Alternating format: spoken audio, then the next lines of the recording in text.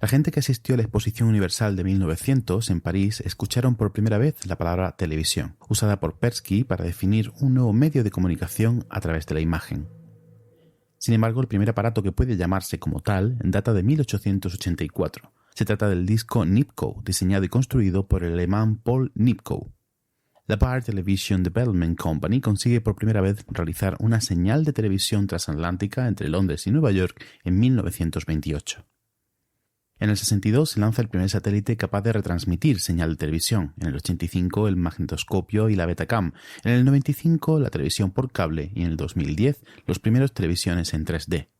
Historia de los avances técnicos y científicos que en algo más de 140 años han permitido llegar a día de hoy, en que hablamos de la televisión como un medio de difusión de esos mismos avances.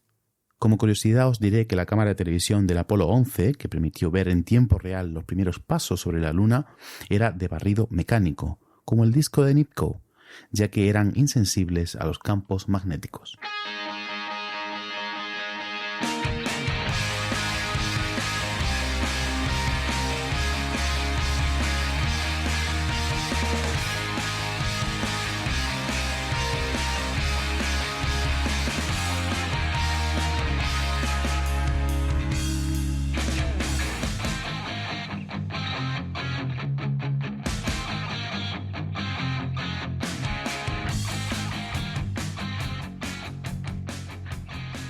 Bienvenidas a No Cuentes Esto, el podcast donde te enseñamos a vivir de contar la ciencia sin morir en el intento. Soy Juan María Arenas, CEO de Oikos MSP, empresa de comunicación científica especializada en desarrollo web, presencia digital y podcasting. Y yo soy Óscar Huertas, CEO de Alnia Kea SL, empresa de gestión de eventos de divulgación, comunicación científica y comunicación institucional. Joder, y hoy Televisión. Yo no me veo en tele, ¿tú? No me veo en tele tampoco. Yo te voy a contar un secreto. Yo cuando decidí qué hacer con mi vida divulgativa, al final llegas y dices, voy a tocar todos los palos. Evidentemente tele no, porque es hiper complejo. No lo puedes hacer tú mismo con tu mecanismo. Uh-huh. Pero es que tampoco quise YouTube. Hice 3 vídeos y dije, no es lo mío. Y me metí detrás de una cámara, detrás de un micro. Me encanta hablar en público, pero no me voy haciendo tele. No, yo presencial sí, pero televisión no. A quien sí se le ve muy cómodo en televisión es a nuestro invitado, a Luis Quevedo. Sí, pero se le ve cómodo delante, detrás, al lado, a la izquierda, arriba, abajo. O sea, puedes montar un programa de televisión. Si tú coges a Luis, lo clonas 50 veces y puedes montar un programa. Me pasa lo que con Nowitzki en la NBA, que yo creo que sacabas 5 Nowitzki y tenías un quinteto para ganarte la NBA, porque podía ser base, escolta y todo, pues aquí con Luis Quevedo es igual, es el Nowitzki de la tele. Claro, guión, producción, montaje, todo. Presentador, lo que haga falta. Te lo puede hacer todo. Yo creo que se ha quedado un programa guay. Traemos a un solo invitado, pero podemos profundizar en aspectos que quizás no habríamos tocado con varios invitados, así que yo lo veo guay. Y nos hemos ido otra vez a 1 hora y pico, así que... Bueno, venga, pues rápido, dime lo de la colaboración del máster, que como no lo digamos, pues se enfadan con nosotros, como son. Bueno, por suerte podemos hacer esto gracias a la colaboración del Máster de Cultura Científica de la Universidad Pública de Navarra y de la Universidad del País Vasco. Un máster que empieza dentro de muy poquito las clases otra vez, 2º año, aunque en realidad el máster está partido en 2 años, hay que hacerlo en 2 años y empieza dentro de muy poquito la segunda tanda de cursos, de asignaturas, que a mí me toca ahora hacer todas las de Historia de la Ciencia y de Filosofía de la Ciencia. Mola. Ole, bueno, pues... Sí que sí, vámonos con la conversación. Adelante.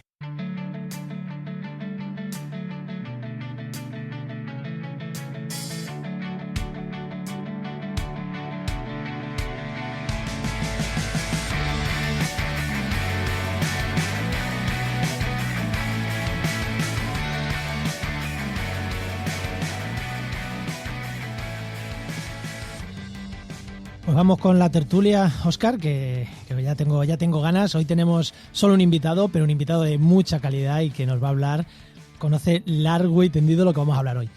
Hoy vamos a hablar de televisión, vamos a hablar de televisión con Luis Quevedo, que Luis es divulgador científico. Podría tirarme 2 horas diciendo cosas de Luis, pero me ha dicho que diga esto y que lo demás ya irá saliendo en la conversación. Así que, divulgador científico, ¿no, Luis? Pues sí, y a mucha honra. Es lo más bonito de las cosas que he hecho en mi vida, ser camarero y hacer esto. Lo que más tiempo he hecho y lo que más orgullo me da. Pero ser camarero Gracias por la invitación. Ser camarero porque no estuviste en un bar de copa, porque eso es lo peor del mundo. No, es que mi familia siempre, desde bien chiquitito, toda la vida se dedicaron a ello. Mi padre tenía un restaurancito pequeño, luego mi madre tuvo otro, y entonces yo soy alguien que, como muchos en este país, pues empezamos sirviendo cafés con 13, 14 años y ¿no? Que eran las vacaciones, que cuando la gente iba a la Disco Light, ¿tú qué hacías? Pues yo poner cafés, copas, fregar platos, ¿no? Claro, pero eso recuerdas con cariño, porque yo estuve en discotecas, en bares de tapas, deslomándome, eso es otra cosa. Sí, más tensión. Es dentro del espectro de lo humano es tal vez menos agradecido, vamos a dejarlo así. Bueno, y aunque has hecho de todo, hoy vamos a hablar de televisión. Pero antes, también tenemos a Óscar, como siempre. Óscar, que no voy a decir en redes sociales, Óscar, porque ya sabes que luego la gente nos sigue, nos cita y le da difusión al programa, así que tampoco es preciso. Pues lo primero, y siempre empezamos con la primera pregunta para orientar un poquito. Situación laboral, Luis. ¿Cuál es tu situación laboral ahora mismo? Yo no sé si tenéis la edad suficiente para recordaros un número que era muy popular en televisión, de lo que vamos a hablar ahora, que era una persona normalmente con un atuendo asiático que en diferentes varas de madera le daba vuelta a muchos platos, básicamente a media vajilla. Yo soy entre hombre orquesta y el de los platos chinos. Yo hago muchas cosas al tiempo e incluso intento la conciliación familiar, que creo que es algo que compartimos todos los que estamos aquí. Bromas aparte, y de verdad que no voy a ser así de estúpido toda la conversación. Creo que hay una cosa interesante y que va a salir muchas veces, y es que probablemente no hacemos una cosa casi nadie. Hacemos muchas cosas al tiempo. Algunas funcionan, otras no funcionan y tal, pero realmente mi situación laboral es... me busco la vida, me invento cosas, las intento vender y si tengo suerte me compran un tanto por cien, siempre pequeño, de las cosas que se me ocurren y que intento, y luego las tengo que hacer. Y estoy en una superposición de estados, ¿sabes? Es muy cuántico esto, porque estás pariendo ideas, vendiendo ideas, recibiendo feedback, produciendo cosas, cerrando proyectos, y todo se va solapando. Si no, como autónomo y emprendedor de esta historia que es la tele, la divulgación, pues es difícil. Eso iba a decir. Todo esto se resume en que eres autónomo. Vamos. 100%. De hecho, si quieres unir insulto a injuria, no solo soy autónomo, también trabajo por cuenta ajena, con lo cual soy un absoluto festín para Hacienda. Y me aseguro de pagarlo todo religiosamente, todo bien y tal, pero sí, tengo pillo por todos los lados. Ya somos dos y las hostias son tremendas. Madre mía. ¿Verdad? Que yo también trabajo ahora mismo trabajo por el CSIC a jornada parcial y además soy autónomo. Claro, entonces pero está muy bien porque es como, ¿qué casilla relleno? No tienes ningún problema, todas. ¿Por qué quieres pagar por todo? Bueno, pues vamos ahora ya sí a hablar de tele. Venga. Entonces, hoy vamos a hablar en general qué hay detrás de un programa de televisión. Pero vamos a empezar a hacer alguna pregunta concreta porque como te digamos eso, apagamos el micro, nos vamos y dentro de 2 horas cerramos grabación y ya está. Sí. Así que vamos a empezar por el principio. ¿Por dónde se empieza un programa de televisión? Sé que la pregunta es difícil, pero ¿por dónde se empieza? Teniendo una idea, intentando venderla, teniendo un equipo y montando una idea conjunta, se empieza teniendo una financiación y decir, a ver qué hago con este dinero. Sí. ¿Por dónde se empieza? Pensando principalmente en gente que hace divulgación, programas de divulgación, aunque podemos hablar de otros campos también sin ningún problema. Sí. Si soy... Igual es confuso, ¿vale? La tele es una industria y como toda industria es muy compleja. Industria literal, ¿eh? Podríamos estar haciendo tornillos, pero hacemos entretenimiento a 25 frames por segundo. 50 según la tele. Todas las situaciones que has dicho, yo me las he encontrado. Y más que no has dicho. Tú piensas que esto nos tenemos que encontrar en mitad del camino una antena y alguien que genera contenidos. Y las permutaciones son mucho más que 3, ¿vale? Entonces, hay veces que te vas a encontrar que obviamente nosotros estamos más cerca de la pública que de la no pública porque la divulgación científica pues tiene esa carta de naturaleza, aunque os puedo contar cosas que no, y Óscar sabe bien que, pues yo, por ejemplo, una vez que me invitó a Granada, precisamente hablaba de la privada, ¿no? O sea, se pueden hacer muchas cosas. Normalmente la pública tiene un expediente que cubrir. que puede ser un programa, varios programas, nacionales, autonómicas, locales, claro, sistemas híbridos, secciones o... En fin. secciones, en fin, tiene muchas cosas. Entonces, en ese sentido, sí que hay una mínima necesidad que cubrir, que va fluctuando con el paso de los años, las administraciones políticas, etcétera, y de ahí viven algunos divulgadores que están o estamos en televisión. Luego, yo creo que una minoría ya está en el otro lado de la industria, que es teniendo ideas o formando equipos para tener ideas o tal cual, y elaborar un producto e irlo a vender. Normalmente es más sencillo que lo reciban, y si no, el punto medio yo creo que sería, descontando pues Mediaset, A3 Media y digamos las grandes privadas. Luego está la otra idea de que simplemente vayas a hacer pitch, ¿no? A presentar tus ideas normalmente a la pública, a ver si alguna cae bien, ¿no? Porque no solo es que un proyecto tenga que estar bien pensado y con buena gente detrás y tal, sino que encaje, o sea, que haya el hueco en parrilla, que no haya algo que se le parezca, que haya dinero y voluntad artística y política, ¿no? Son muchas cosas. ¿Has visto cómo he conseguido no responder a tu pregunta? No, pero ha respondido, es decir, no hay una única forma. Pero al final pasa un poco como con todos los proyectos de comunicación. Al final siempre te puedes encontrar varias situaciones. O tengo el dinero, necesito hacer algo, o preséntame una idea y ya veo si te la financio o no te la financio. Claro, si nos circunscribimos a la televisión, muy pocas veces vas a tener el dinero y tienes que colocarlo en algún lugar. Casi siempre era la antena tiene el dinero y tú quieres ese dinero y colocas un contenido.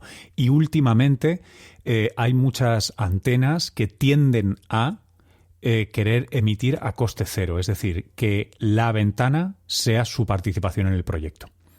Para que nos entendamos, ¿sabes lo que dicen cuando la gente hace artículos de aquello de esto te da nombre y reputación? Sí. Pues lo mismo. Visibilidad. ¿Vale? Visibilidad, eso es, perdóname. Claro. Yo me he encontrado una vez intentando... La única vez que me he acercado yo un poquito a hacer algo cercano a la televisión, que tuvimos una idea y que queríamos llevar adelante, al final no salió. Una persona que conoce bien el mundo de la televisión me dijo, dice, a ver, dice, lo que vosotros estáis pensando, dice, yo lo veo, porque él tiene programas ahí en Movistar, en los canales estos temáticos de Movistar, tal, y me decía, pero ahí tiene que ser que engañes a alguien, alguien que te pague el dinero, porque ellos lo que te van a poner es, como mucho te van a dejar emitir en su programa. Uh-huh. Ya está. Pero dice, es que tiene mucho valor eso. Dice, te van a dejar, si la idea les gusta, emitir en su programa. Tienes que hacer un proyecto piloto con la idea, muy chiquitín, y vas y se lo vendes. Pero claro, que sepas que ellos no te van a pagar. Tiene que ser que la financiación te venga por publicidad, por otras cosas. Esa fue la única experiencia que he tenido yo. Lo digo también como ejemplo de alguien que está empezando, que su primer acercamiento me dijeron que esa es una buena forma de empezar a entrar en el mundo de la tele. No sé si es buena o es mala, pero me recomendaron esa forma que podría ser. Hombre, si vienes pagado es más fácil que si pides dinero. Eso claro. es así de directo. No sé necesariamente si es una buena manera de empezar en televisión, porque también sientas un precedente. Sí, no, pero era porque íbamos a pedir una ayuda que podía estar financiado ya y como parte del proyecto, algo así. O sea, bueno, lo digo que fue una posibilidad que me dieron. Sí. Lo digo como... No, y está muy bien. Hay muchos proyectos que gracias a este tipo de apaños, de acuerdos, ven la luz y son meritorios y son buenos y generan un servicio público y animan a la gente y transmiten cultura y son maravillosos. Pero, hay un pero. Como esto es para profesionales, si queremos vivir de esto o si quieres montar una productora, ostras, igual no te paguen igual un no es la producto. mejor forma, claro. Igual hay que empezar poniendo en valor lo que estás haciendo, pero también es verdad que para empezar te tienes que conocer también, etcétera. Es un problema endemoniado. Si aquí no se decía hacerlo gratis, era que la financiación viniera por otro lado, que tú a la tele le presentarás ya el paquetito montado. Que digo, bueno, pues eso fue lo que me dijeron. Al final no llegó a ningún lado ese proyecto, ¿vale? Lo digo. No llegó. No lo pongo como ejemplo de qué hay que hacer. Oye, Luis, ¿qué equipo humano se tiene para un programa, no sé, de alguno de los que hayas hecho? ¿Qué cantidad de gente, con qué formación, qué equipo humano, qué equipo técnico se requiere para decir, venga, vamos a montar un programa como 314 o como, no sé, cualquiera de los que haya hecho? En general es siempre mucha gente, muchísima gente, mucha más de la que parece obvio. Si ahora ya no se estilan, las emisiones tienden a cortar, pero si alguna vez te quedas a ver los créditos de las producciones de televisión, verás que la cantidad de gente es impresionante, ¿no? Decir, oye, pues si he visto 25 minutos de algo donde había un pavo hablando, o sea, ¿qué ha pasado aquí, no? Es mucha gente, es muy necesaria toda esa gente. Por aproximarte cifras, tal vez un programa estilo 314, pensad que no es en directo, ¿vale? Que se preproduce y se produce con mucho tiempo, ¿no? O sea, luego queda muy comprimido el producto. Pues igual es un equipo de entre 15 y 20 personas. Un programa como, por ejemplo, la serie de Los Poderes Extraordinarios que hice para Cero, con Patricia Conde y tal. Pues eso es un equipo de igual 50 personas, sin contar pues oficinas, la productora que era muy grande, ¿no? Que era Cebra Producciones, etcétera. O sea, muchas cosas que ni el conductor, ¿lo cuentas o no cuentas? O sea, es complicado, ¿no? Pero son muchas personas. Y la cosa para mí más importante, yo creo, sobre todo para quien se plantee entrar en televisión, no solo como divulgador, sino como, oye, yo me interesa crear algo o participar en algo, es, como decía al principio, esto es una industria, con lo cual hay mejores prácticas y gente que es experta en televisión. No, tu ciencia y tu contenido es siempre, no es el último mono, es importante, pero es fundamental entender que continente y contenido tienen que ser armónicos. Sí. En recursos humanos, en producción, en profesionalidad.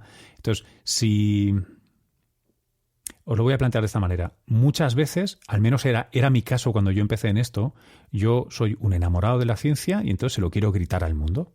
Entonces, para mí lo importante era lo que yo tenía que contar, mi amor por ese objeto y mi amada, que es la ciencia. Y yo no entendía de tele. Entonces, yo proponía cosas estúpidas. Por el desconocimiento. No entendía de editar, no entendía de componer, no entendía de guión. No podía entender por qué la realizadora hacía esto o aquello, o por qué, ¿sabes? Todo ese expertise a mí me ha costado muchos años. Lo poco que sé, me ha costado muchos años, de verdad, aprenderlo. Y seguramente el consejo fundamental que yo le daría a alguien, si es que puedo darlo, es cállate la boca y escucha mogollón. O sea, si abres la boca es para preguntar, porque realización sabe mucho y te puede enseñar mucho, producción sabe mucho y te puede enseñar mucho. O sea, realmente el medio es muy, muy, muy importante dominarlo. Solo cuando dominas el medio, creo que puedes empezar a hacer florituras, ¿no? Puedes empezar a hacer, un poco como lo de aprender a pintar, ¿no? Tú primero, por favor, que sepas imitar a los maestros y luego flípate con lo que quieras, ¿no? Claro, luego ya te hace un cuadrado, un triángulo y lo vende por lo que quieras. Pero primero que sepas imitar un Rembrandt o imitar lo que sea. Sí, porque en ese proceso aprendes a respetar y valorar lo que hacen.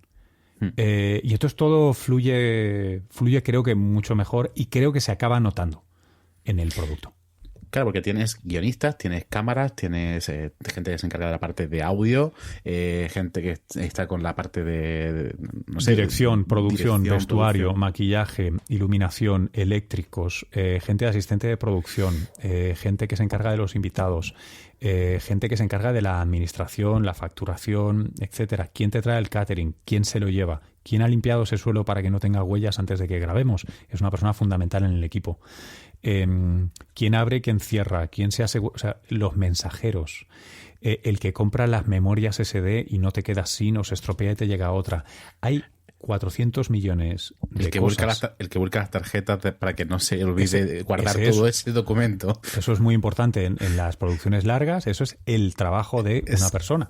Es que nosotros tuvimos en un documental un marrón con uno, menos mal que siempre lo hacíamos todo por duplicado, pero menos mal, porque la persona que se tenía que encargar de eso no lo hizo. No lo considero importante. Claro. Pues, y en todas esas funciones que has dicho, una persona que venga del mundo, que quiera divulgar ciencia, que diga, no, yo me quiero ganar la vida divulgando ciencia. Sí. Entiendo que el que está delante de la cámara, el presentador entre comillas, puede ser un divulgador, puede ser una persona que se gane la vida divulgando ciencia, o puede no serlo, pero podría ser una opción, como es tu caso muchas veces, pero también hay roles necesarios para las personas divulgadoras en ese equipo. Entonces, ¿en qué partes de ese equipo puede decir, mira, pues tú que no tienes dotes para estar delante de una cámara, por lo que sea, pero aquí y aquí también tienes tu cabida. Sitios que veas, claro, a ver, luego habrá cosas que digas... No, te entiendo perfectamente. Hay muchos. Merece la pena decir que no solo uno no tiene dotes, a veces uno no le da la gana de estar delante de la cámara. Es una cosa de estrés y desagradecida normalmente. Sobre todo si la pruebas, no es una cosa necesariamente positiva. Hay mucha gente que elige no hacerlo, que es muy respetable y está muy bien. Detrás de la cámara. Detrás de la cámara están los obvios y los no obvios. Los obvios son contenidos, ¿ok? Guión, redacción... pero también, por ejemplo, grafismo, animación. Yo a veces es aquello de mi reino por un animador o un grafista que sepa lo que está animando o graficando. Eso es muy difícil de encontrar porque aúna el criterio científico, ese criterio audiovisual y el buen gusto artístico. Eso es dificilísimo. O sea, si alguien tiene esas tres, por favor, que me llame. Porque de verdad es fundamental. Después, y después, si alguien tiene esas tres, que llame a Luis y que no difunda este programa porque alguien le puede también llamar a Luis. O sea, ya sabemos. Eso. Que no quedemos todos chitón. Después, otra parte que a mí me parece fundamental, que es un poco más abstracta, tiene que ver con la producción. Yo a veces llamo productor científico a muy buenos colegas que me han salvado el culo 1000 veces en tareas como, por ejemplo, ¿no? Ahora estoy produciendo El Método para Televisión Española. Pues El Método es un programa que es muy personalista, es muy egocéntrico, porque estoy en cámara, es lo que yo digo con la gente que yo tal cual. Bueno, mentira. Yo tengo una idea de lo que quiero hacer, pero luego me rodeo de un equipo de gente que dice, mira, voy a contactar con esta persona o vale, me leo el paper que me obligas a leerme, pero es que hay un segundo autor que tú no has mirado al que he llamado y me ha contado una historia muy buena, mira, te paso el transcrito de la historia, ¿te mola? Sí, porque lo podríamos poner en guión, vale. O sea, hay una cosa que yo le llamo productor científico, que no es guión exactamente, no es redacción exactamente, sino es gente que sabe de ciencia. Tal vez no sabe del todo divulgar en televisión, ¿vale? No tiene por qué ser el personaje de televisión que sabe hacer un guión perfecto, que eso normalmente me gusta que sea gente de guión y a ser posible que no sepa de ciencia. Ahora os diré por qué. Pero hay toda una tarea ahí que requeriría a 12 personas con meets de estos o zooms constantes para poder hacerse. Que cuando está en una mente solo es muy ágil. Es como lo del grafista, ¿no? O el animador. Si en una cabeza tienes conocimiento científico, criterio audiovisual y buen gusto. Y movimiento, ¿sabes? La gente que tiene sangre en las venas, que llama, pide, hace, resuelve. Eso es fundamental en televisión porque televisión tiene muchísimos imprevistos. ¿Vale? Televisión es una cosa rara. Siempre quieres mostrar algo, sorprender de alguna manera y eso significa, mira, ayer por la tarde yo estaba... en fin, no importa cuando escuchéis esto, pero creedme que un jueves por la tarde yo estaba en el plató de La Sexta en Más Vale Tarde con Mamen Mendizábal y quería hablar de test rápidos de antígenos, de los de pruebas de saliva. Bueno, pues alguien consiguió una diana enorme y unas flechas con no sé qué que ponía PCR, test de antígeno, no sé qué tal cual, para que yo clavara y hiciera el monger con una cosa, pero que visualmente quedaba muy bien. Bueno, el hecho de poder enviar un WhatsApp y que alguien pille todo esto, lo interprete y aparezca en plató 3 minutos antes de que vayamos al aire con la diana, las flechas, lo no sé qué, tal cual, macho, no tiene precio. ¿Vale? No, o sea, hay muchos trabajos para gente así. Y máxime una cosa. Voy a hacer una generalización que espero que nos parezca pedante. Yo creo que la gente que completa con éxito una carrera de ciencias, sin demérito para los que estudian otras cosas, y yo he estudiado historia y filosofía también, no lo digo por... ¿Vale? Hay unos ciertos muebles que te colocas en la cabeza que tiene que ver con sistematizar, priorizar, optimizar, ¿vale? No es ser más inteligente, ni mucho menos. Es esta idea de eso, sistematizar la mentalidad científica, el gusto por el dato, el gusto por comprobar, el gusto que te da unas habilidades muy, muy apreciadas, yo creo que en el mundo profesional en general, pero en televisión os puedo asegurar que también, porque hay que improvisar, todo es nuevo. Uh-huh. Esto es la leche. Sí, igual, ¿vale? A los ingenieros que son más cuadriculares y tienen que llevar todo más medido, a lo mejor les toca un poquito más. Depende, si es uno bueno o no. O sea, si es uno que ha pasado equipos de transmisión y de calor, por ejemplo, y sabe escalar bioreactores, my man. O sea, wow. Porque tienes que tener mucho... No, incluso te diría que ingeniero guay, y luego, un matiz, y ya me callo, que si no me arranco. ¿Por qué decía que guión no? Pues mira, para mí guión no es muy importante por una cosa. Tal vez porque hablo de proyectos en los que yo participo, y entonces, ojo, si ya estoy yo, me gusta que la gente que está coescribiendo conmigo no piense como yo. Esto es lo primero, ¿vale? Porque de la diversidad de sensibilidades salen mejores guiones, mejores preguntas, mejores ideas, ¿no? Eso seguro. Pero también, por otro lado, ¿por qué? ¿A quién le quieres divulgar? Si tú le quieres divulgar a gente que es técnica, que es del gremio, que es tal, ok, estoy de acuerdo, ¿vale? Un guionista que sepa, es como un redactor técnico, ¿no? Si estás haciendo white papers para la Fundación Roche, pues wonderful, un escritor médico. Claro, ¿qué vas a querer? Pero si estamos hablando de televisión, ¿no? La televisión quiere en general ir a un público o general, válgame la redundancia, o interesado, pero no experto. Casi una de las últimas capas, antes de grabar, antes de fijar en un contenido eso, va a ser el guión. Yo el guión quiero que sea alguien que tenga una sensibilidad más cercana a la audiencia y sea experto en lo suyo, que no uno de, creo, nuestro gremio, los tres que estamos hablando ahora aquí, que lo queramos o no, cojeamos de una pata. Yo con esto, una cosa, voy a dar un ejemplo personal, pero creo que ilustra muy bien lo que acaba de decir Luis, a un nivel mucho más pequeñito que cualquier persona, porque igual a una televisión no todos podemos acceder, pero a una radio local, a una radio comarcal, sí. Yo voy a un programa de radio, aquí en COPE Campo de Gibraltar, yo voy con el tema y le digo al periodista, le digo, vamos a hablar de este tema. Hoy en concreto he hablado de la política agraria común. Y le he dicho, PAC, política agraria común. Ya está, porque no le quiero dar preguntas, quiero que me pregunte como si fuera uno de la calle. Y la verdad que la sección gusta mucho porque no les doy preguntas. Y el periodista también está muy contento conmigo por eso, porque dice, no, es que no me da preguntas. Y al revés, yo te pregunto lo que te preguntaría el vecino. Y creo que quedan mejores programas que cuando van muy pensados. Ahora, para los podcasts que están pensados para otro público, no podemos ir así. Entonces yo ahí totalmente de acuerdo contigo. No lo había pensado nunca, pero totalmente de acuerdo. Está muy bien y puedes incluso llegar con el tiempo, si tú mantienes esta sección mucho tiempo y sois el mismo equipo o vais ampliando equipo o tal, yo creo que se puede llegar a un estado de Super Saiyan que ha pasado al Super Saiyan, que es cuando todo el mundo sabe fingir eso, que es importante, ¿vale? Que es, hay un momento en el que tú ya como divulgador sabes fingir que no sabes y el guionista lleva años contigo y se las sabe todas, pero sabe perfectamente. Entonces, llega un momento en el que todo el mundo finge y ese fingimiento es ya qualité top, que es la caña. Porque ni siquiera, ¿sabes? Porque en eso hay improvisaciones que son maravillosas y luego hay otras que te quedas bloqueado, ¿no? Que le dices la PAC y no tenéis el día. Y exacto. Es como, ¿la PAC? ¿Qué? Bueno, entonces cuando, ¿sabes? O sea, yo creo que vas haciendo y acabas ahí. Vale, hemos hablado de que a lo mejor el guionista no tiene por qué ser una persona formada en ciencia, pero tiene que ser un buen guionista y tiene que hacerlo bien. En el caso del presentador pasa lo mismo, porque me estoy acordando de presentadores históricos como Luis Miraviches o como Manuel Toaria, con formación científica, que pasaron a presentar programas de televisión, tú mismo, Pérez Tupinyá, etcétera. Venís todos de una formación científica. ¿Es necesario? ¿No es necesario? Dime algún ejemplo de alguien que haga una buena divulgación sin tener esa formación y sin tener ese background. Jason Silva.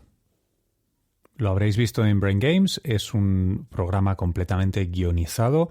Ha hecho una serie recientemente para Nat Geo, que está muy bien.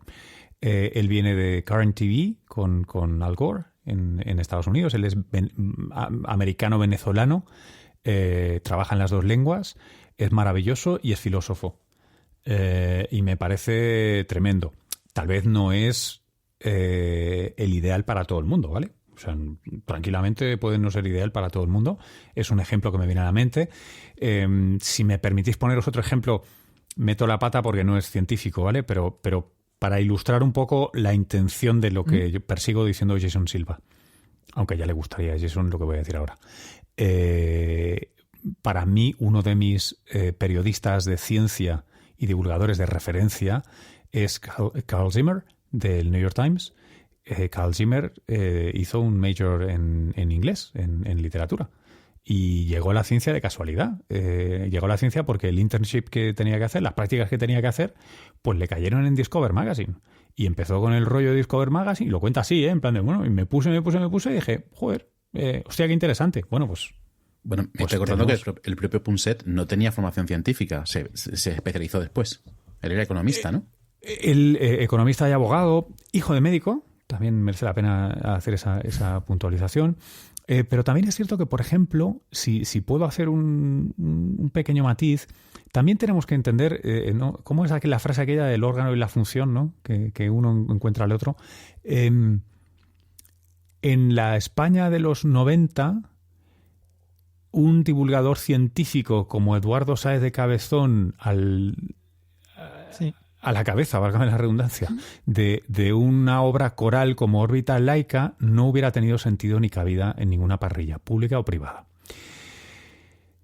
Redes sí. Redes empieza siendo un programa de nueva economía en los 90, eufóricos, después de Barcelona 92, donde Internet y las nuevas tecnologías empiezan a ser un buzzword de lo que se habla. Todavía no hemos llegado al 2000 y la gran hostia. En ese contexto, ese personaje, que es ilustrado porque viene de vivir en Reino Unido mucho tiempo, de haber trabajado para medios extranjeros y que entiende esa sensibilidad anglosajona de que la economía se hace con industria y la industria tiene conocimiento detrás e I+D, eso es lo que trae Punset. Y él, como era un tío muy sensible y muy inteligente y muy leído, pues, hombre, se enamoró de la ciencia en el proceso, ¿vale? De la ciencia y los divulgadores. Pero no era stricto sensu un divulgador como creo que estamos planteando en otros aspectos aquí. Estupiñán es otra cosa. Es muy buen amigo, él es bioquímico, es discípulo de Punset, pero él está divulgando en un país y en una época en la que cabe un divulgador científico. Puro. No, claro, sí. Lo traía como ejemplo porque hablábamos de presentadores y efectivamente Punset ha sido el prototipo de divulgador durante muchos años en España. Creo que ha sido el padre de muchos divulgadores, o por lo menos... Sí, lo que pasa mirarse, es que sí. los arquetipos, ¿vale? Punset es el padre de tal cual. Estoy completamente de acuerdo. De hecho, pues, de algún modo puedo estar dentro del pedigrí de esa familia, ¿no? O sea, yo empiezo con Punset y sigo en muchos niveles más abajo. Pero el arquetipo de Punset, ese padre fundador, si quieres, es un chamán que habla de cosas mágicas a la audiencia. Y lo hace en tanto en cuanto sacerdote. De la ciencia, pero sacerdote. Pues iba a poner otro explica. ejemplo totalmente distinto a Punset, pero que para mí, como ecólogo que soy, también es otra de las personas que, no sé si tanto ciencia, pero al divulgar naturaleza también hace divulgación científica, desde mi punto de vista, que es Félix Rodríguez de la Fuente. Pero es otro igual, otro sacerdote. Claro, pero ¿os veis cómo es la época la que va cambiando? Sí. O sea, ahora te costaría más tolerar eso. Ahora te cabrearía. Ahora solo se lo aguantas a Attenborough. Sí. Porque está ahí, simplemente porque estaba, no ha muerto y que dure, ¿no? Estaba, pero claro. Eso es porque ya viene con la inercia. Pero si ahora nosotros tres nos planteamos hacer una serie y uno de nosotros tres nos lo jugamos a los chinos, va a hacer de David Attenborough, nos vamos a dar contra la pared porque nadie nos va a aceptar. No está el horno para bollos. Y aquí nos hemos ido al programa que teníamos en mente montar hoy, que lo dejamos para la segunda temporada, no voy a decir más. Vale. Todos vosotros tres lo sabéis y nadie más lo sabe. Vale, vamos a hablar una un poco pregunta te iba a hacer, antes de irnos, aquí muy directa, ¿cuánto cobra, no tú en concreto, aquí en general, cuánto cobra esta gente, divulgadores científicos en tele? Porque, por ejemplo, el día que vinieron para hablar de redacción de artículos, Ignacio Crepo y Ángela Bernardo nos lo dijeron. Entre 50 y 70 euros una publicación, hay veces que mucho más, pero bueno, nos dieron ahí un estándar por artículo. En este caso, más o menos, ¿cuánto se cobra? No el presentador, sino toda la gente que está por detrás, porque a lo mejor hay gente que dice, bueno, pues a mí con eso me vale. Como son equipos muy grandes, te voy a responder, pero tengo que contextualizar. Son equipos muy grandes. Hay unos rangos salariales del copón. Pero 3 cosas. Una, pensad que esto no son sueldos, sino que hay proyectos que se montan, se desmontan y son por obra y servicio, ¿vale? Es de una gran inseguridad esto. Eso solo si trabajas, no te digo ya si tú inviertes y tal. Son de gran inseguridad. Con lo cual es razonable que los salarios o que las contraprestaciones parezcan elevadas. De hecho, os puedo contar un detallito. A mí la Seguridad Social me envía una carta 2 veces al año en la que me invita a contribuir más de mi IRPF si quiero. Porque asume que no estoy cobrando 12 meses al año. ¿Vale? Entonces me dice, si usted quiere, señor Quevedo, puede ingresar más, ¿vale? A cuenta de, para que tenga una jubilación o una pensión un día de estos. Claro, retente un poco más en estos cobros que haces puntuales, porque si no luego... ¿Vale? Esto es importante, ni prestación por desempleo, en fin, ni hostias. Dicho esto, televisión. Vámonos de quote unquote tertuliano, colaborador, sección en la tele, tal. Rondan si estás en una autonómica, puedes empezar en 75 a 90 euros por una colaboración. Podrías llegar a subir hasta 150 a 200 sin ser un personaje celebrity, ¿vale? Sí, personaje celebrity. Exactamente, estamos hablando de una persona normal, no un megatop. Un periodista, colaborador, que haga esto. Una cosa que también remarcaría es, normalmente vosotras, cuando veáis, pongo mi caso, si a mí me veis, por ejemplo, hacer una colaboración en Televisión Española, en La Sexta, pues eso, la que hablaba antes de La Sexta, ¿no? Pues que habré estado en cámara. 5 minutos, 6 minutos. Vale, entonces diréis, hostia, este cabrón, o sea, multiplica 5 minutos a 150 pavos hasta llenar 8 horas, ¿vale? No, pero claro, ese día hace esos 5 minutos. Claro. Eso. Entonces, la historia es, ¿qué tienes que hacer para producir esos 5 minutos? Que es importante, ¿vale? Esto es muy, muy, muy importante, el tiempo que te lleva eso. O sea, yo igual estoy 1 semana y media con guiones, con pruebas, con tal, o sea, con muchas cosas. Y luego, ¿cuántas cosas otras tienes que hacer para llegar a poder tener esos 5 minutos allí? Que son 2 vías complementarias, ¿eh? Una cosa es el trabajo que no se ve, que está detrás de cámara para luego estar delante de cámara y que lleva tiempo y que por eso son 100 pavos al final o lo que fuere. Y luego, también, ¿cuántas otras cosas estás haciendo en tu vida para generar contenido para que al final, porque muchos de los colaboradores que aparecen allí aparecen por un tema, 2 temas. A mí un ejemplo, por ejemplo, paradigmático es, porque lo admiro mucho, es Santi García Cremades, el matemático. O sea, Santi, yo no sé en cuántas cosas está, porque nos pasa un poco como a todos, ¿no? Que tiene varios pies en muchos sitios. Pero Santi curra mucho para sus redes, de las que cobra un bonito 0 o aproximadamente 0. Sí, pero ¿vale? gracias Digo a eso, por el matemático, luego... no quiero ser absoluto con los números con él, pero ya me entiendes. Pero gracias a eso luego le llaman de su programa, presentación, colaboración, escribe un libro, a no sé cuánto. Ahí está. Entonces, la historia vuelve a ser, ¿qué has invertido tú para obtener qué ingreso? Lo digo porque, por eso, ¿qué cobra? O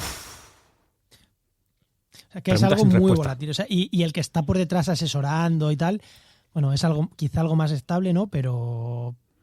No es más estable. Igual, ¿no? Es exactamente igual de precario. De hecho, sí, es completamente precario.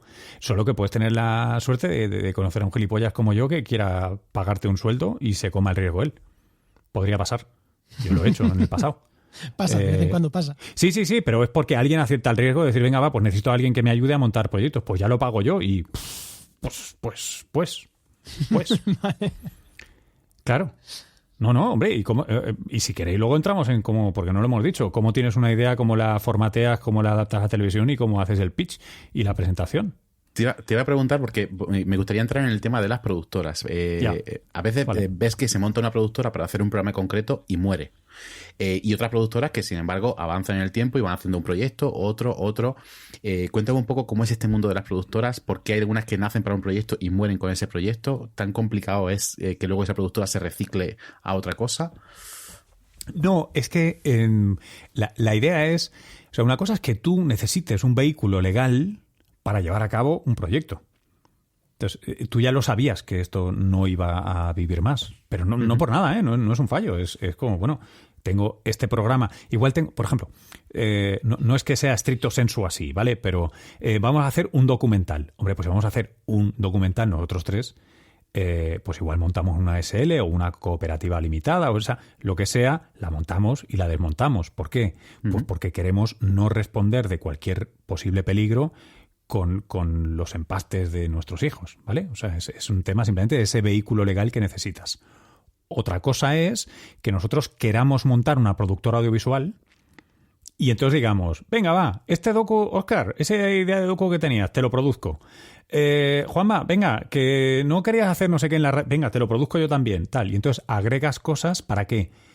Para tener un revenue stream, ¿no? O sea, una entrada de dinero que te compense la oficina, tu personal de administración, tus creativos, tus diseñadores, tal.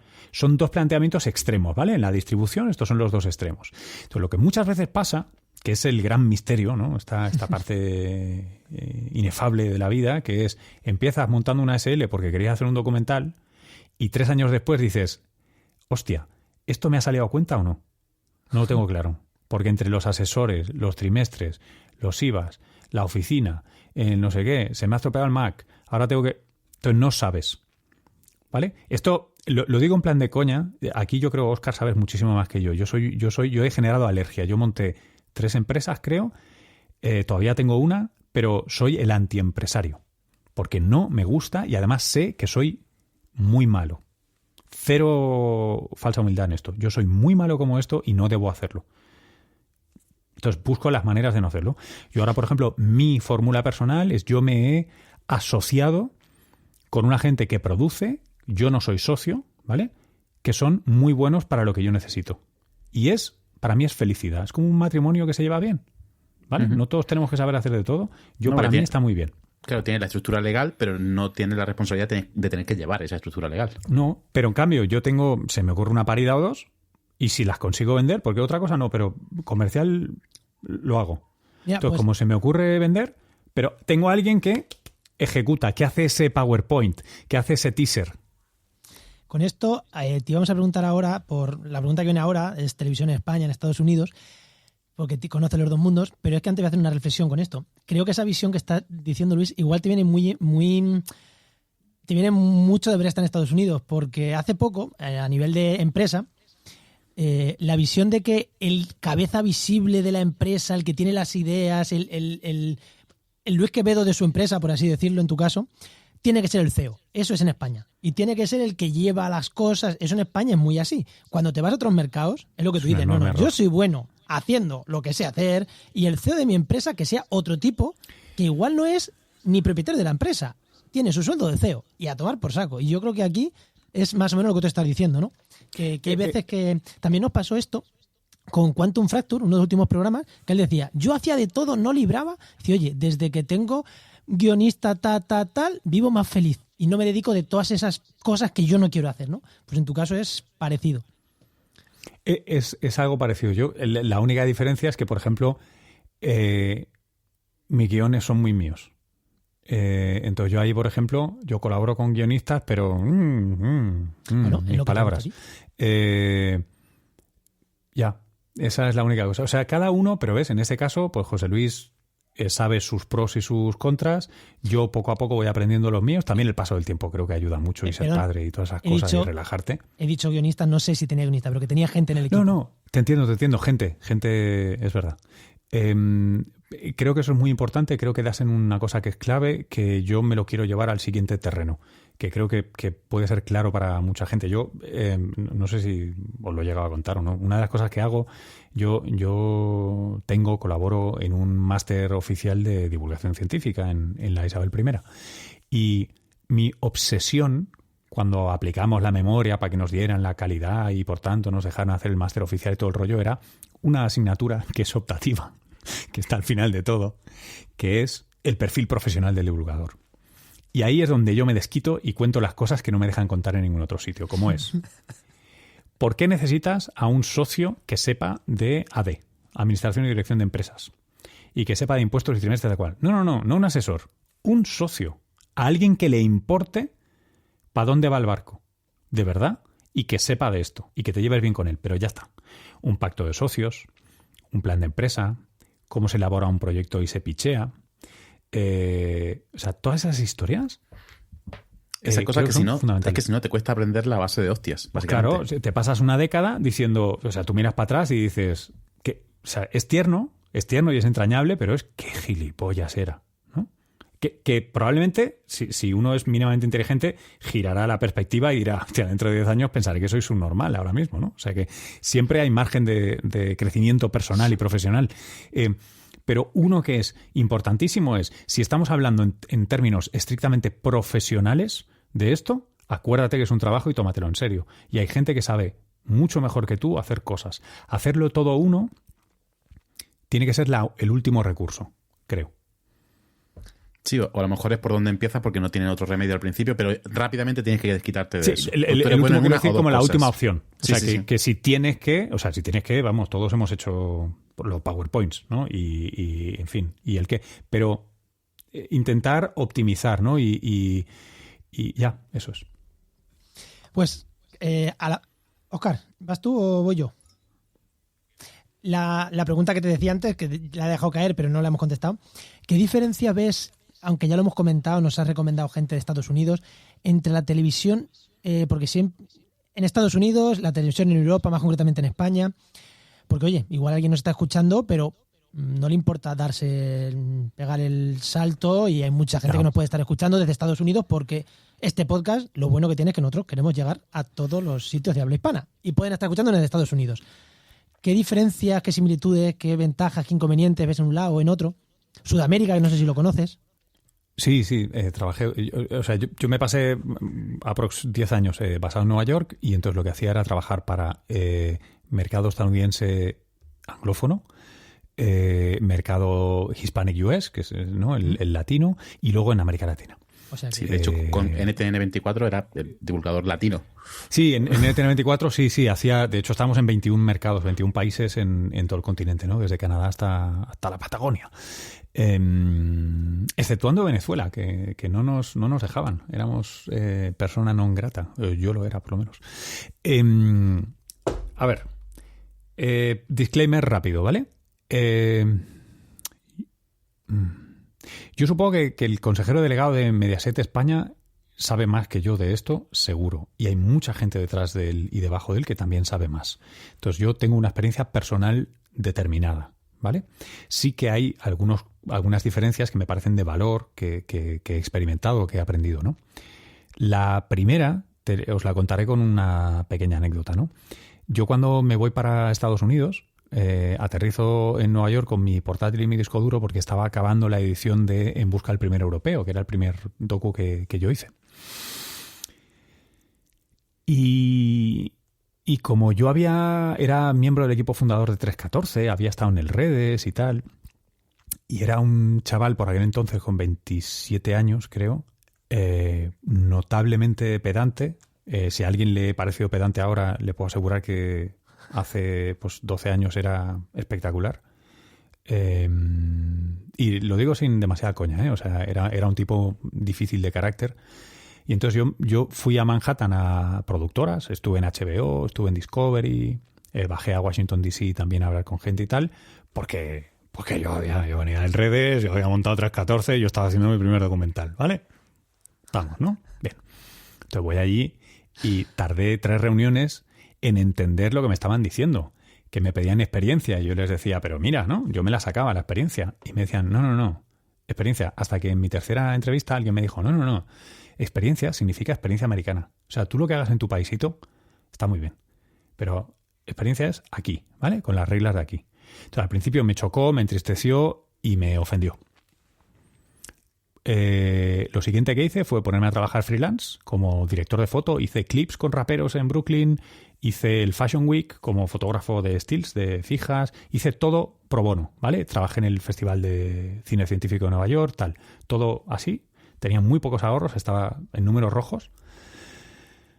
Y tuve la suerte de conocer en uno de estos shows del Fashion Week a la productora ejecutiva de un grupo de medios, que le caí bien y me dio una entrevista.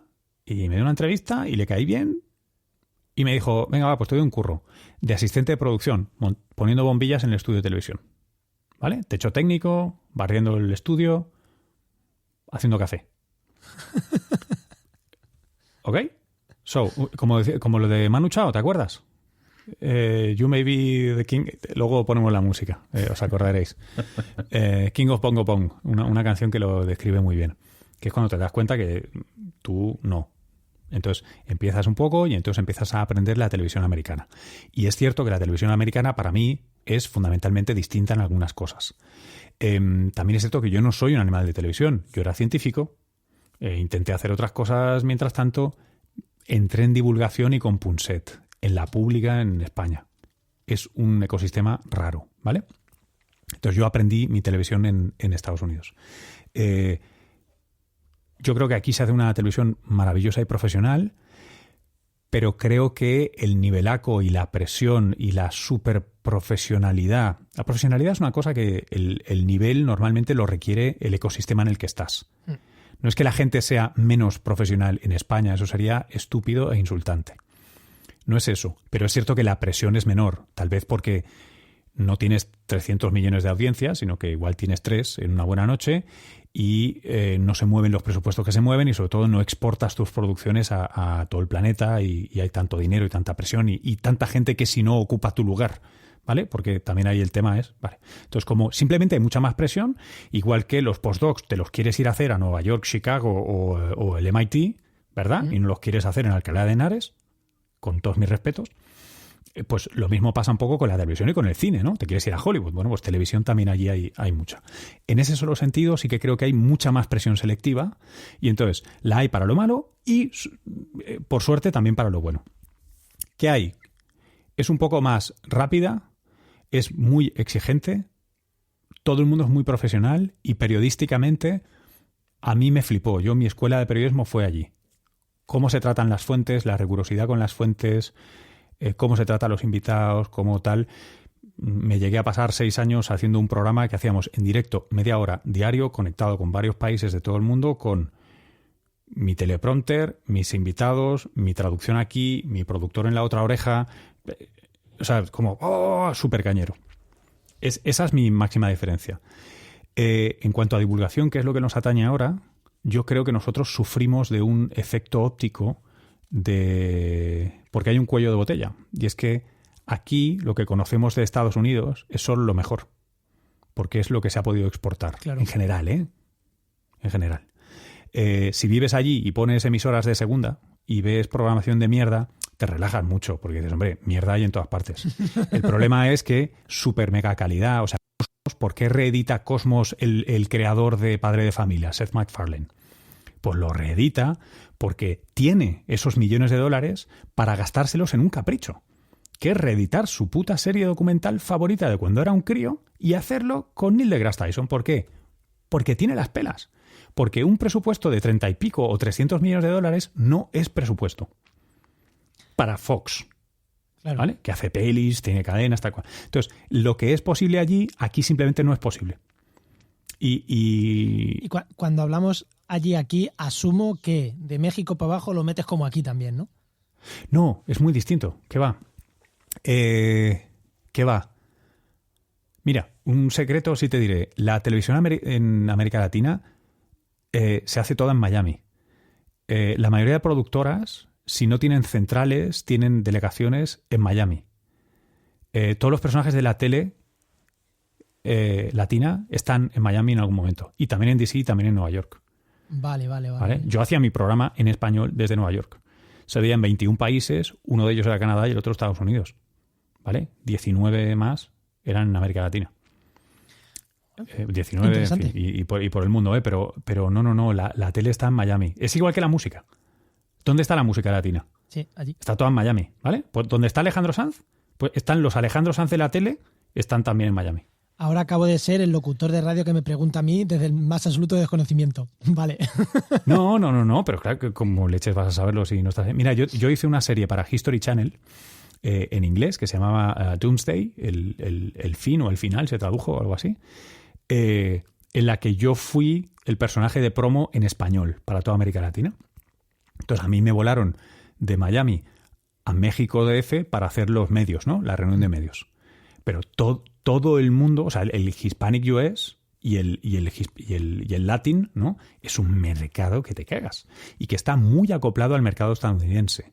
Con lo cual hay que ir con cuidado porque sí que es cierto que hay producción local que te puede parecer pues igual que la española, Hay producciones españolas maravillosas, al loro, pero sí que es cierto que hay muchas producciones de mucha calidad en LATAM porque están acopladas a la factoría estadounidense. Y muchas se hacen, pues eso, en Texas, en Florida, en Los Ángeles hay mogollón de producción en español también. Vale, vámonos a venirnos otra vez a España. Dime un análisis somero de cómo está ahora mismo el mundo de la comunicación científica en España. Obviamente todos conocemos Órbita Laica, pero hay otros programas. En radio se está haciendo muchísimo, pero estamos con el tema de televisión. ¿Cómo está un poco el panorama y cómo ves la evolución? Es decir, ¿estamos un poco mejor que hace unos años? ¿Vamos a peor? Wow. Esto es la hostia, es increíble. Mira, además yo tengo la ventaja de haber estado en el extranjero, con lo cual tengo ¿sabes? Lo de hervir la rana, ¿no? O sea, es como me estás tirando un agua hirviendo de golpe. Yo me fui de aquí con lo de 314 y mi primer documental pensando que era la hostia, y cuando se me ocurrió volver había mogollón de programas, muchísimos más profesionales, un tejido profesional de la divulgación mucho más maduro. Por supuesto nos queda trabajo por hacer y ojalá nos siga quedando siempre, ¿no? Eso significa que no nos conformamos, pero el nivel de profesionales que hay ahora es acojonante. Y ese es el adjetivo que lo describe. Dos cosas. Claramente detrás de esto ha habido una quiero llamar, ha sostenido este esfuerzo. Hay un esfuerzo sostenido por parte de la Fundación Española para la Ciencia y la Tecnología que ha sido muy inteligentemente desarrollado, con sus imperfecciones como todos, repito, y a mí no me paga nadie. Bueno, sí trabajo, pero ya me entiendes. Sí. Que ha permitido que ese tejido madurara incluso se independizara, ¿no? O sea, ahora muchos renegarían de hacer cosas para FECID. ¡Ole! ¡Qué bien! Eso es que hemos madurado, ¿vale? Eso está muy guay. Yo creo que no me imagino cómo hubiera sucedido de otra manera sin esa cuña. Me ha parecido tremendo lo que han conseguido en estos años. Están detrás de Órbita Laica, que tú mencionabas. También tenemos a Pere Estupiñá, a la Punset, si quieres, haciendo el cazador. Lo digo en el mejor de los sentidos, de verdad. Además, yo tengo una tribuna publicada en El Mundo haciendo una geografía de Punset, o sea que para mí Punset son palabras mayores. Y otro día lo defiendo, si queréis. Y luego hay una cosa que ha sucedido recientemente que me parece, dos cosas, perdóname, muy chulas. Una, en una participo yo, puedo no ser objetivo, pero es que Radio Televisión Española ha creado un vertical de ciencia por primera vez en su historia. Tú puedes ir a rtv.es/ciencia y está el portal Ciencia y Futuro, que tiene todo. Tiene órbita, tiene el cazador, tiene mi programa del método, tiene el programa de ¿Qué animal? Tiene todos los programas, secciones, sean radio, sean tele, sea generar contenido web, etcétera. O sea, estamos caminando hacia un momento en el que seguramente se desdibuje el objeto de este programa. Y es que cada vez menos la televisión tiene sentido en sí, ¿no? Y empieza a estar en ese menú híbrido que consumes a través de tu laptop, tablet o smartphone. Esa es una cosa que creo que merece la pena celebrar, y aquellos que no lo conozcan, perdonadme el momento venta, pero merece la pena verlo para celebrarlo, tío, porque es un signo de evolución muy guapo. Sí. No, y el segundo es que, por desgracia, pero vamos a verle el lado positivo, el puto coronavirus ha hecho que hay una gran parte de la sociedad que igual no estaba particularmente sensibilizada porque estaba ocupada con sus vidas, que son muy complejas normalmente las vidas de todo el mundo, pero ahora se da cuenta de que, oh por Dios, me encantaría poder encontrar en un sitio, poderme fiar de lo que me dicen en un sitio y no tener que leer preprints y cotejar y ver si el grupo... O sea, cosas que no se puede hacer. La gente, la población necesita información con rigor científico garantizado, que no sea un coñazo, que se entienda bien, que se pueda seguir y que sea relevante para sus problemas. Esta reencontrada, redescubierta necesidad, creo que la estamos convirtiendo en una virtud y está retroalimentando el ecosistema de divulgación gracias a mogollón de compañeras y compañeros que están currando y se están dejando las pestañas leyendo preprints y escribiendo hasta altas horas de la noche.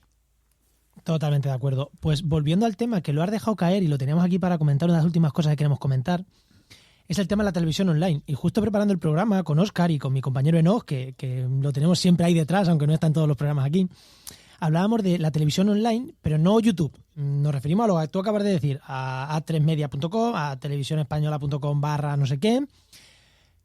Y teníamos la sensación, o yo por lo menos la tengo, que cuando acudes a esas televisiones online, lo que se ve favorecido es el contenido de calidad, es el contenido de ciencia, son los documentales, son el reportaje de este periodista que ha sido súper bueno, aunque no sea de ciencia.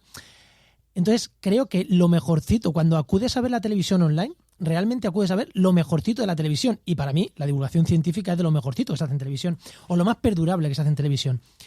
No sé si tienes tú también esa impresión, o piensas que la gente entra en televisión, a ver, sin menospreciar a Masterchef o a no sé quién, pero creo que la gente entra principalmente a consumir ese programa yo me acuerdo, el Escarabajo Verde, que entrabas a verlo porque habías escuchado, te había recomendado no sé quién, y entrabas a ver el Escarabajo Verde, fue de las primeras cosas que yo recuerdo así, de, oye, míratelo que está en internet.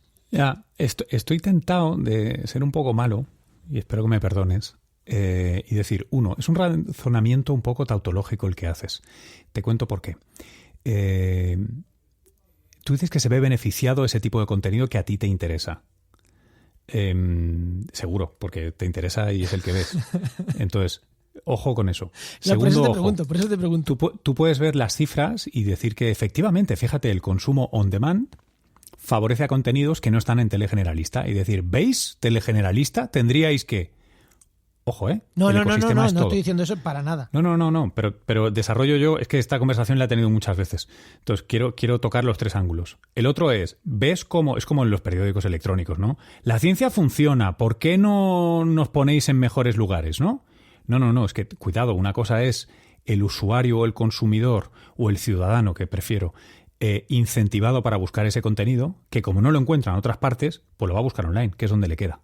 Ojo, no confundamos, no hagamos una sinécdoque, ¿vale? De lo que pasa en el online con lo demás. ¿Por qué? Y luego, por último, por la naturaleza del producto. Masterchef lo tienes que ver en directo y con más gente. Es como el partido de la selección. No tiene gracia si ya sabes en qué minuto marca Cristiano Ronaldo, ¿vale? Claro, comentarlo online y poner el hashtag, claro, etcétera. Entonces, tenemos que segregar muy bien porque en muchos foros, yo sé que con una antipatía, genero mucha antipatía por defender este tipo de cosas, y entiendo por qué. Yo creo que hay gente en la tele generalista, en Mediaset, en A3 Media, que sabe mucho de tele, que hace tele maravillosa, que entretiene a la gente, que a veces la informa o no, que a veces, pero que el producto, el objeto que persigue la gente que está viendo esa televisión, tío, lo consiguen y lo hacen muy bien. Y a mí me gusta siempre invertir la lógica. Sé que me he ido por ahí de copas, y ya te estoy respondiendo otra cosa, pero quiero decirlo. A mí me gusta recordarle a las personas que se quieran dedicar a la divulgación que es su o nuestra responsabilidad el ganar esos espacios. Entonces, somos tal vez nosotros los que tenemos que ver cómo podríamos resultar interesantes a las personas que quieren ver ese contenido que está en tele generalista, en abierto, en tal, ¿vale? Con esto no estoy diciendo que no tengas razón tú, si yo lo sé. Mira, yo empecé en el Redes. El Redes ganó fama, tío, entre el gremio de seguratas y la gente que hacía emule, ¿vale? Porque ¿quién nos veía a la 1 y 2 de la mañana? ¿Vale? En cambio, icónico y universalmente conocido. Al loro, ¿eh? O sea, que las cosas funcionan, pero con ese incentivo que ya llevas puesto. Sí, claro, Redes a las 10 de la noche igual no hubiera funcionado. No hubiera aguantado la competencia si lo quieres hacer competir. Y ahí entras en el tema ya más delicado, que es, ¿qué función debe jugar la televisión pública? Si el criterio es... O sea, si por ejemplo, si nosotros medimos que este país va bien según el PIB, cosa que yo reniego de, entonces ya sabéis cómo vamos bien, ¿no? Generando más coches, vendiendo más coches, quemando más gasolina, tirando edificios para construir nuevos. Eso aumenta el PIB. Si la tele va bien cuando tiene un share grande, que encima, por definición, es un pastel de tamaño concreto que no puede ganar. Fíjate, es siempre un win-lose situation, ¿eh? Fíjate, si definimos así el objeto de la televisión, necesariamente la función de la radiotelevisión pública debe ser contentar a una mayoría, casi hasta suena democrático, ¿no? Bueno, si eso es lo que debe hacer, entonces ahí palmamos. No, Redes no habría podido funcionar. Yo creo que en RTV ahora mismo, que es donde yo estoy y por lo tanto de lo que tal vez un poco más puedo hablar, yo creo que hace muy bien jugando las diferentes cartas. Tú claramente tienes un menú en prime time, en la 2, que puedes consumir, es variado, es culto, es apto para todas las audiencias si así lo quieren, y está muy bien. En online también, y en la 1 puedes ver Masterchef, que está producido de puta madre, tío. Está muy bien y es muy divertido, y yo con Josie en la cocina me despollo de la risa. ¿Y por qué no? Claro, es que si tú pones un programa de divulgación tipo Órbita Laica a competir en la misma hora de El Hormiguero, pues a lo mejor te llevas un chasco y no te llevas nada. Es decir, es que tampoco tenemos que ver dónde estamos compitiendo. A la gente se lo pasa muy bien viendo a alguien bailar y haciendo taca, taca, taca, taca, taca, mientras que lo otro te exige un poquito más, no mucho más, pero un poquito más de piénsalo, míralo, párate. Otro tema, otro ritmo, otro tipo de sensibilidad, otro tipo de lenguaje. Mira... no digamos El Hormiguero, vamos a hacerlo de otra manera. Documentales. Pues tener documentales de estos PBS lentos, con voz en off, efectos de fotos, tal cual. Pues tener documentales History Channel. Plano, ¿no? MTV Style. Pues tener cosas en medio, pues tener cosas con presentador, sin presentador, tal cual. Tío, si también es un ecosistema ampliamente diverso, el de la divulgación. Y esa es una cosa que yo creo que a veces se nos pierde, macho. Como que buscamos la manera de divulgar, cuando no hay la manera. Yo muchas veces siempre pienso, ¿no? Yo adrede intento ser generalista.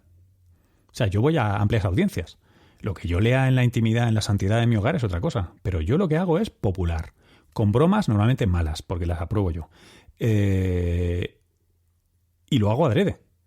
Mi ilusión es que como yo llego a más gente, porque hago ese producto menos intelectual, yo consiga, dejando unas pildoritas por ahí, que alguien, ¿no?, me salte a un Órbita Laica o un Cazador de Cerebros o un podcast como este, porque de repente ayer salgo en La Sexta diciendo una cosa que es escandalosa en 5 minutos y es como, ¿quién es este gilipollas? Ay, mira, pero esto es interesante. Esa es mi función imaginada en este ecosistema, que siempre es dinámico. Entonces yo creo que entre todos generamos... Mira, una cosa que sí me gustaría aquí para el gremio de divulgadores, divulgadoras y wannabes es que fuéramos cooperativos, que sumáramos. Porque en el gran esquema de las cosas, por ejemplo la televisión, no somos nadie. O sea, es aquello de que en el país de los ciegos el tuerto es el rey, ¿no? O sea, quien crea que lo va a petar haciendo ciencia en televisión es que no ha estado en televisión en su puta vida. Entonces, sería de puta madre que todos aquellos que tenemos la suerte y el riesgo de hacer ciencia en televisión estuviéramos retuiteando al otro todo el rato, sumando, criticando constructivamente, creciendo, vendiendo, apoyando, para que igual un día podamos llegarnos a discutir como los de Jet Music con los de, ¿sabes?, con los de Globo Media. Pero ahora mismo somos muy chiquitines. Igual también lo que tendríamos que hacer es irnos de Twitter, porque ahí nos liamos unas entre nosotros mismos que son considerables. Yo tengo un policy, tío. Yo creo que lo he conseguido. No tuiteo en negativo. Uh-huh. No tuiteo críticas que no sean constructivas, te lo juro por Dios, o le pongo mucha energía. Lo intentas por lo menos, sí. Positivo, no hago críticas que no sean constructivas y siempre DM, si tengo algo que decir que me ha parecido mal. Me gustaría que mi timeline fuera, no flower power, pero sí, tío, constructivo. Yo siempre digo que os laudatio en público y los denigratio en privado y por DM. Vale, mola. Pues yo voy a hacer una reflexión y nos vamos. Que le digan a Ferreras hace 5 o 6 años, cuando empezó en La Sexta 2, que no era ni La Sexta, que iba a tener un programa de no sé cuántas miles de horas algunos días cuando coincide, hablando de política. Que la política no le interesaba a nadie. Y ahora tiene un programa de un montón de horas y cuando llegan elecciones de muchas más horas, 100% política. O sea, que igual... Y que se lo dijeran cuando empezó en La Sexta 2 a hacer lo que hace, la tertulia política hasta que hace, a la hora que la hace. O lo del sábado noche, que a mí no me gusta mucho, lo de Iñaki, pero que mundos que parece que no van a llegar al gran público porque no son entretenimiento y no son las mamachicho, se meten en la gente. O sea, que igual de aquí a unos años podemos tener suerte. Como se me dices en marzo que íbamos a ver a Ana Rosa Quintana explicando una PCR. O sea, me habría quedado... maybe, pero... Perdona, de nuevo. Ojo que una cosa es la red pública y otra cosa es la ciencia. Ana Rosa Quintana explica la PCR porque forma parte de la red pública. Y Ferreras se dedica a la red pública, ¿vale? Es política. Todo. Uh-huh. Y la política es todo, es dinero y poder. Y hay modelos que están copiados. Quiero decir, si tú vas a Situation Room en CNN con Wolf Blitzer, pues está, quiero decir, hay templates, hay plantillas para lo que hace La Sexta.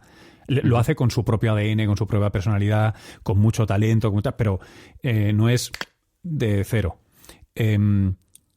Si lo haces para ciencia, yo creo que lo más parecido a un ecosistema que podríamos copiar de manera activa, yo soy incapaz, yo no tengo el talento, pero animo a alguien a hacerlo, es lo que hacen los hermanos Green, que empezaron como bloggers, se pasaron a YouTube, luego ficharon oficialmente cuando hicieron Sci News, Sci Channel, perdona, Sci Channel, ¿no? Es Sci Channel, creo que es en YouTube. Y luego, en particular, Hank, que es un escritor, la verdad, prodigioso, ha hecho pelis, o sea, que son personajazos, ¿no? Eso es una cosa que me gustaría ver. No sé cómo se hace, la verdad. Pues a ver si alguien lo pilla la idea y lo consigue hacer. Pues venga, miradlo. Pero ¿sabéis quiénes son, no? Sí, los y animamos a que la gente, si se le ocurre cómo hacerlo, que nos llame y nos ponemos, ¿no? Mira, si es en fase temprana, yo les compro hasta un 5%. Bueno, pues pero... si os parece, vamos a ir dejando las preguntas más largas y nos vamos a las preguntas cortitas. Venga, pues vámonos. Venga, tírale, Juan. Venga.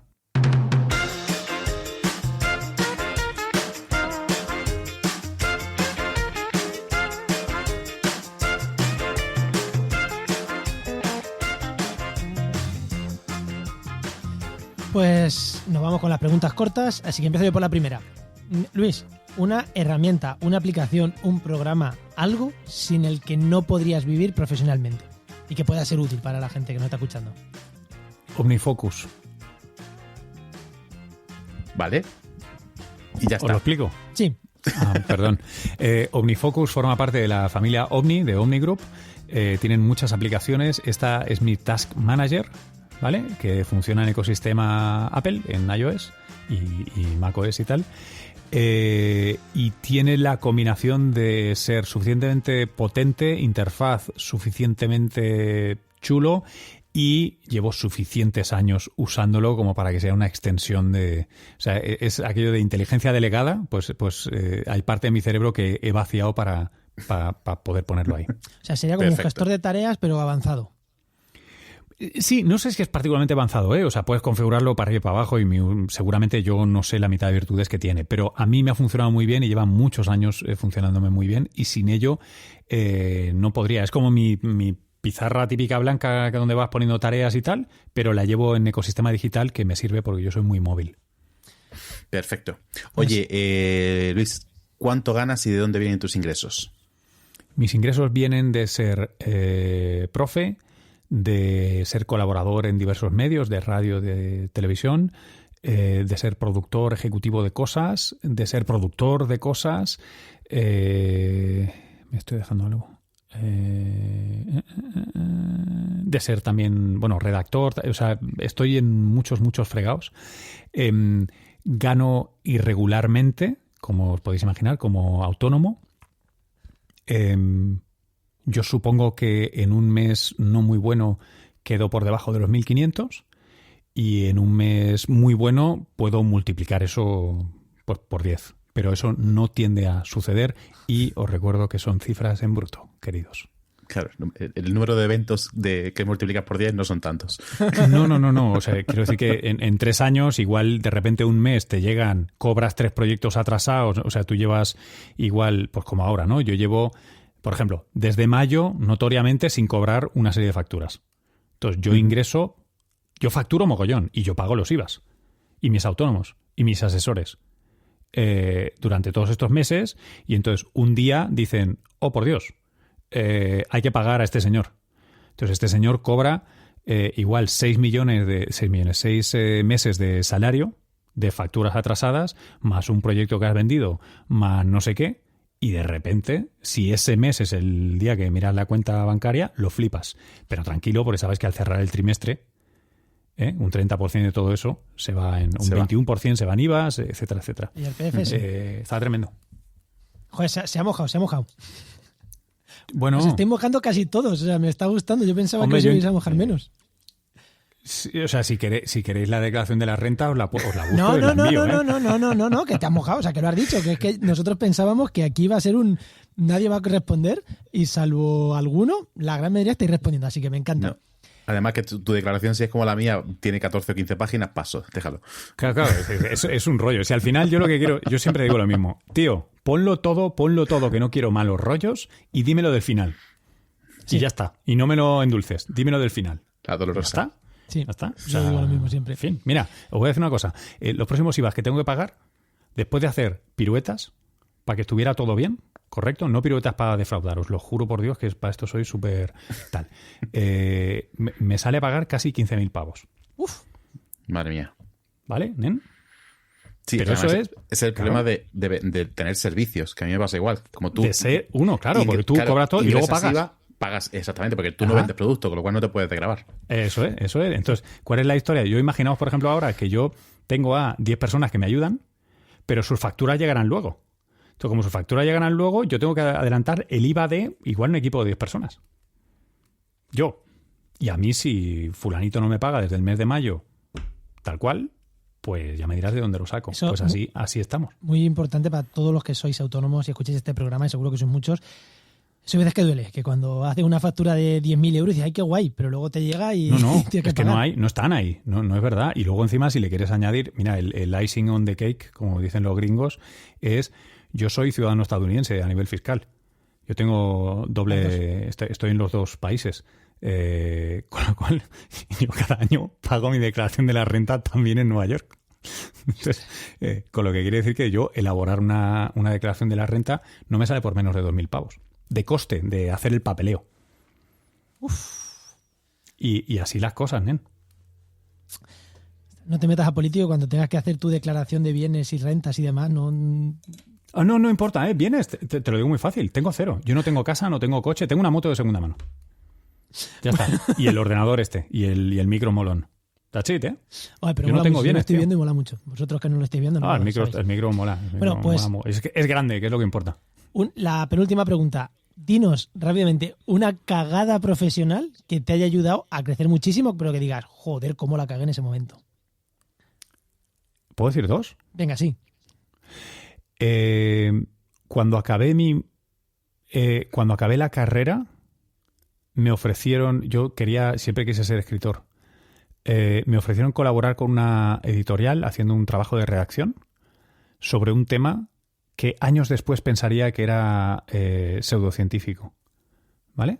Uh-huh. En aquel momento no era consciente de que era pseudocientífico y entonces eso se publicó con mi nombre. Esa es una cosa que siempre pienso de, joder, cómo uno aprende, ¿no?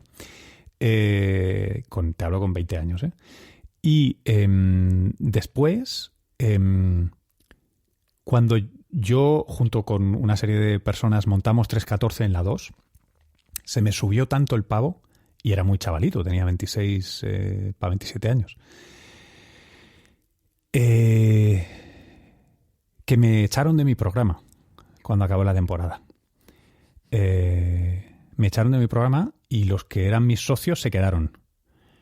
Y esa experiencia, que tardé un par de años en digerir y en entender, yo creo que me ha hecho muchísimo mejor profesional e incluso me aventuraría a decir que mejor persona. O sea, una cagada de esa dimensión, ¿no? Montas algo que tanto deseas, tanto quieres y realmente lo destrozas y lo pierdes todo. Es una cagada, pero importante, de ninguna de las dos hay arrepentimiento posible. Son cagadas que te enseñan, ¿no? Si no... Yo la verdad que estoy orgulloso de decir que tengo en mi equipo gente que me dice que soy gilipollas cuando soy gilipollas, con lo cual me mantiene un poquito a raya siempre. Eso, mira, tú sabes, yo tenía en el programa que hacíamos para Telemadrid de La Otra Ciencia, tuve el enorme privilegio de colaborar con Esther, como productora científica también, uh-huh. Y yo a Esther le pedía una cosa que era, mira tía, yo soy un machista, creo que como la gran mayoría de mi generación, pero en cualquier caso yo soy un machista, explícita y sobre todo implícitamente. Por favor, policía, ¿vale? Me las cantas todas.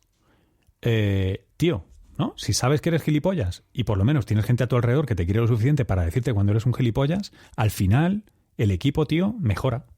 Sí. Mejora. No, seguirá siendo un gilipollas probablemente, pero será mucho más querido y el producto quedará mejor. Pero más consciente de los gilipollas que también es importante. Sí, es que, ¿verdad? Sí, sin Oye, duda, Luis, sin duda. dinos una persona que te gustaría ver aquí en el programa la temporada que viene, por ejemplo. Alguien que diga, mira, sobre este tema, por temática o por persona. Por ambas, creo que sería muy interesante para los oyentes, esto asumiendo que, pues eso, ¿no? En España, América Latina, Mónica Feliu. Ella es científica de neuro, pero es también fundadora, alma impulsora de Ciencia Puerto Rico, que es muy interesante, primero porque a veces en España nos olvidamos de América Latina y porque la organización Ciencia Puerto Rico hace unas cosas cojonudas en cuanto a comunicación social, divulgación, public engagement, interacción política, y lo hace a caballo entre la isla y mainland, ¿no? Estados Unidos, que sabéis que tiene ese estatus raro, ¿no? Puerto Rico. Y porque me parece una profesional como la copa un pino, creo que está muy bien. Y si puedo, en el mismo paquete, Marga Gual Soler, a quien, si no conocéis, ella es española, mallorquina, es una de las principales impulsoras del Science Diplomacy en el mundo y claramente en español. También amiga de Nueva York y Washington de muchos años, y es una fuerza de la naturaleza, tío. Es una tía muy interesante. Pues nos la apuntamos, ¿vale? Y además puede estar muy chulo. Además queremos que se nos escuche en Sudamérica, no porque se nos escuche, sino porque creo que, oye, a ver, esto es para ganarse la vida, y si nos podemos ganar la vida es si damos el salto a Sudamérica. Es así. No queremos que se nos escuche, pero bueno, si se nos escucha tampoco pasa nada. Pues hasta aquí yo creo que el momento spam, de que nos cuente un poco en qué proyecto estás, que nos cuente un poco qué estás haciendo. Piensa que esto va a salir, mira, te voy a decir, esto va a salir posiblemente en noviembre. Estamos grabando en octubre, pero va a salir en noviembre. Bueno, pues mira, en ciencia estoy haciendo El Método para Televisión Española, que es un programa sobre la ciencia del coronavirus. Es nuestra segunda temporada porque estamos en la segunda ola. Las cosas son así. Esos son vídeos, artículos, mini vídeos, etcétera, que hacemos en digital de RTV. Luego soy colaborador de Las Tardes de Radio Nacional, con una sección de ciencia los martes. Luego en Radio 4, también de Radio Nacional. Radio 4 es Radio 4, es en catalán. Tengo un programa diario junto a la periodista Samantha Villar, más conocida por Mediaset, ¿no? 21 días y tal. Que se llama Después del colapso, en el que hacemos temas sociales con una visión o un input también académico-científico. Es un daily. Y yo siempre defiendo que se puede escuchar en catalán. De hecho, tenemos muchos invitados también en castellano y tal, o sea que no me parece imposible, ¿no? Pero bueno, está ahí, eso hacemos.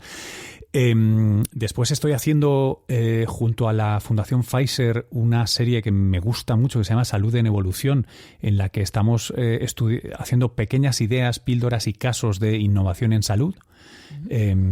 Por ejemplo, en el día que grabamos esto ha salido una de la gente de Spot Labs, ¿no? Esta gente que hace gaming en un smartphone, que ayuda a entrenar inteligencia artificial, que luego ayuda a hacer diagnóstico de malaria y otros parásitos de la sangre, ¿no?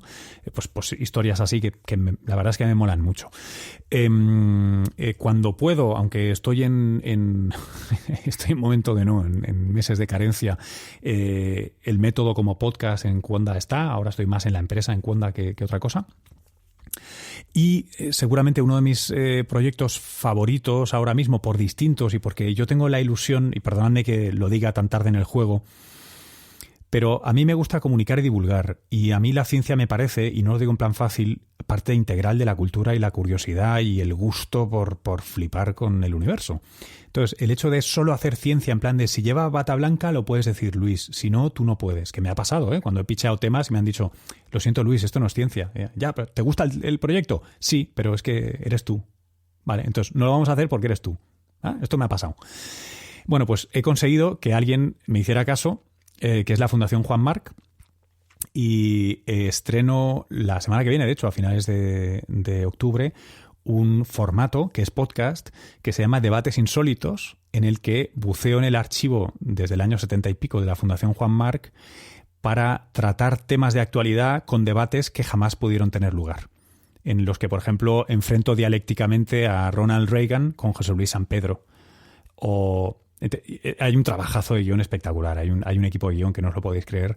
Y sobre todo es muy bonito porque te permite hacer una cosa rara, ¿no? Que es debatir hoy con la historia para arrojar luz sobre problemas que ahora son relevantes. Que a veces hablamos de neurociencia y magia, pero también hablamos de la democracia, la libertad, el infinito, los medios de comunicación, el neoliberalismo o no, en fin, muchas cosas. Eso me mola bastante de lo que estoy haciendo ahora, un poco porque me deja quitarme el corsé de ciencia, ¿no? Supongo que a veces pasa, ¿no? Que te quieres bailar un tango, dejar de estar todo el rato con la bata currando. puesta. Hago eso y bueno, y luego soy colaborador de Telemadrid en secciones de ciencia y también de La Sexta en Más Vale Tarde y de vez en cuando en ETV y en IB3 y voy haciendo cositas. Como veis, y como empezaba a decirnos Luis al principio, con las varillas y los platos, tocando muchas cosas a la vez. Y dando variedad, ¿no? Para el que no le guste un formato, pues te tienen muchos otros. Tengo otro. ¿No te gusta mi opinión? Tengo otra, ¿no? Tengo otro. No, mira, ¿sabes la cosa más bonita que tiene el estar en 500 sitios? Que son más o menos la cifra aproximada en la que estoy ahora mismo. Tito, que genero mogollón de curro, tío. Me da una puta hemorragia de placer cada vez que puedo contratar a algún colega que sé que es un guionista de puta madre, que es un director de foto bueno, que es un documentalista tal. O sea, mola mucho, porque como yo no tengo productora, yo no trabajo con una estructura cerrada, sino que trabajo con mucha gente. Y eso para mí es un placer, tío. El interactuar con tanta gente con tanto talento, tío. O sea, guau. Bueno, qué maravilla. Pues muchísimas gracias, Luis, por habernos regalado esta hora y pico de conversación que hemos tenido. Gracias a vosotros, chicos. De verdad es un gusto. Más hacía tiempo que no nos veíamos, joder. Pues esto ha sido No Cuentes Esto, un podcast de la red Podcastidae. Y recordad que este podcast se hace con la colaboración del Máster de Cultura Científica de la Universidad Pública de Navarra y de la Universidad del País Vasco. Un máster que es una maravilla. Y si queréis hablar con nosotros y con Luis, os esperamos en redes sociales. Y ya sabéis, no contéis esto, a ver si alguien os va a levantar la idea y va a ganarse la vida y vosotros no. Menos la idea que hemos soltado, que esa si la cogéis, pues sí, nos la decís y la vamos montando, ¿vale? Nos la decís a nosotros. Stock options. Gracias, chicos. Nos vemos. Adiós.